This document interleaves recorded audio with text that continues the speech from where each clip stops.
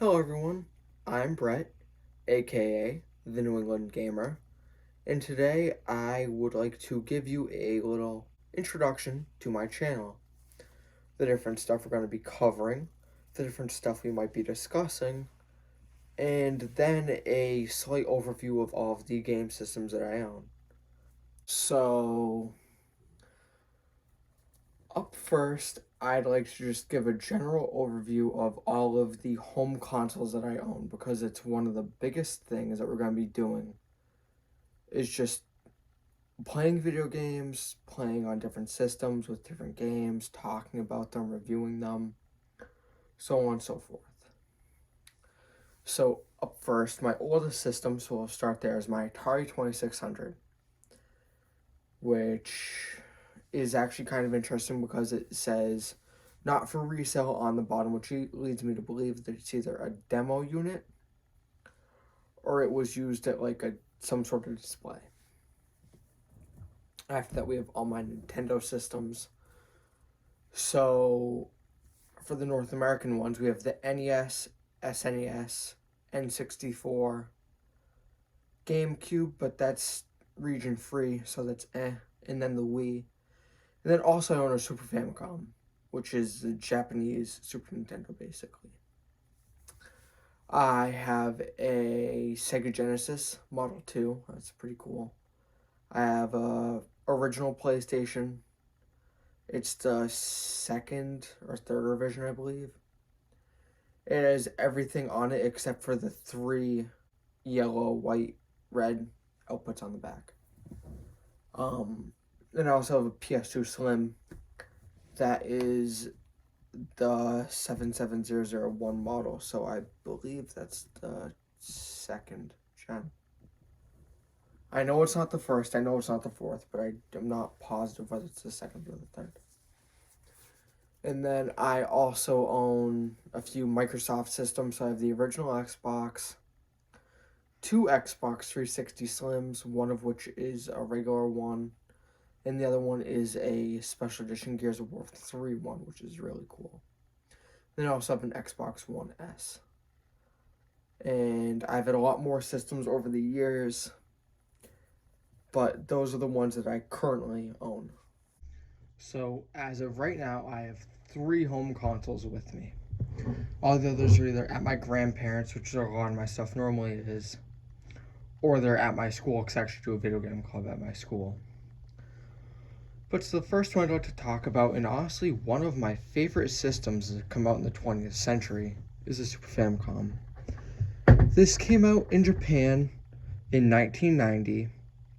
It was released as the Super Nintendo in North America in 1991. It came out as the Super Nintendo in Europe in 1992. It came out as a Super Nintendo in South America in 1993 and was released as the Super Comboy in Korea and distributed by Hyundai. So up next is the original NES. And this has got to be one of, if not the most recognizable video game systems ever. So this was released for the North American market in 1985.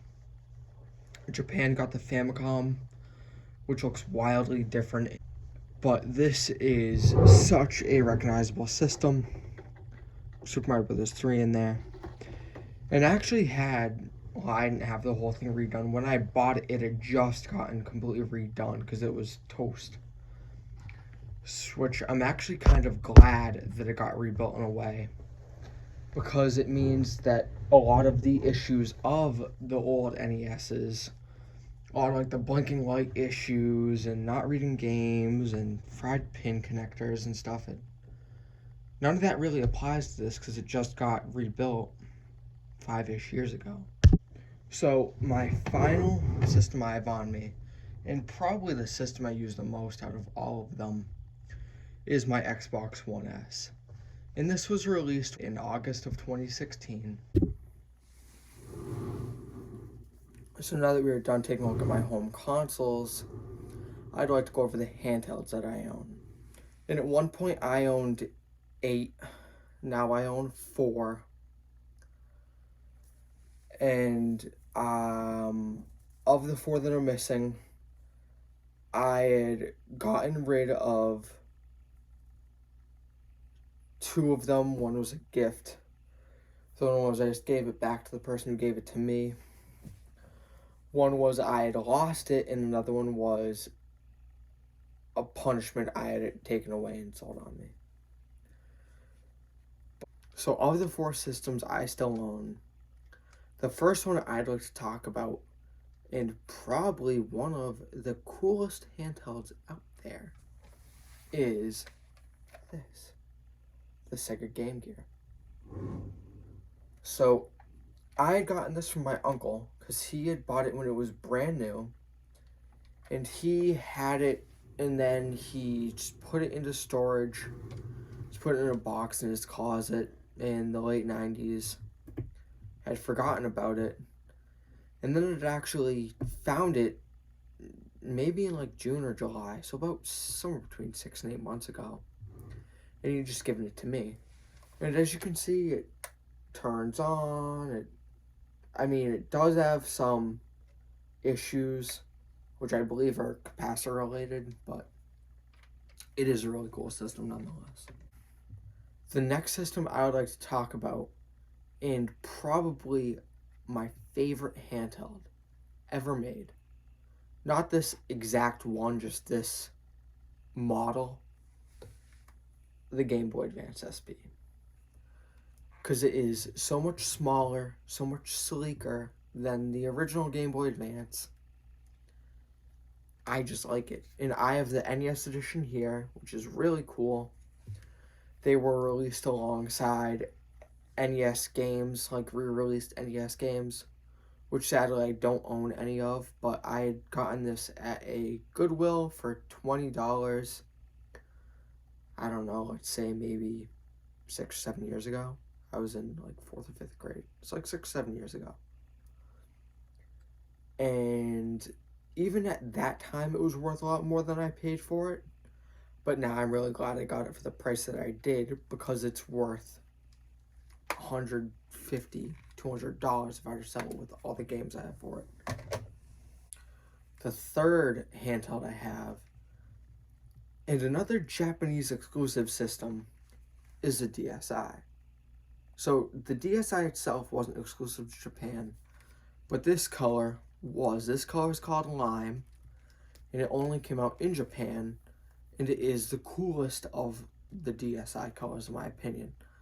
There are a lot of plain ones like black and white and silver, and then Japan got this really cool, really nice neon green one that we never saw over here. And so I bought this off of eBay and actually had it shipped here, I'm going to say maybe 4 months ago. And the final handheld I would like to talk about, and probably my favorite handheld, not necessarily because I find it more entertaining to play than the others, and not necessarily because I find it more portable than the others, because it's actually one of my less portable handhelds, but that is the 3DS XL. And I had gotten this basically right when it came out when I was 8. Because I had gotten my original 3DS when I was 7, and I had gotten it from my father's house. I had gotten my 3DS XL when I was 8, and I had gotten it from my mother's house. And so it was just really cool getting this and it being a big upgrade, because it's so much bigger. And even then that was cool, but now it's like, I can't play an original 3DS. It's just a little too small. And as you can see, it actually has some decent wear on the bottom of the C-stick. It's just due to heavy usage over good 8 years. But it's a fun system, and also a lot of my childhood memories are on it. So like almost weekly, I will just pop in Animal Crossing New Leaf or Super Smash Bros. For 3DS or Mario Kart 7 and just play them, because they are games that I remember playing all the time when I was 8, 9, 10 years old. So, with all that being said, I believe that's all I'm going to end up covering in this introduction video. But if there are any systems that you'd like to see me cover in depth, or you have any suggestions of systems I should buy, like, I've been looking into maybe getting a Sega Dreamcast for a while just to finish off my 6th gen collection, because I have 3 of the 4 main ones. But if you have anything like that, please let me know.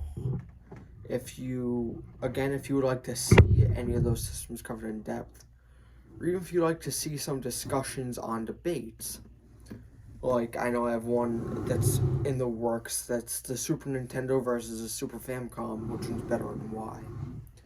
And so if you'd like to see anything like that, please make sure to subscribe to the channel and turn on notifications so you don't miss anything.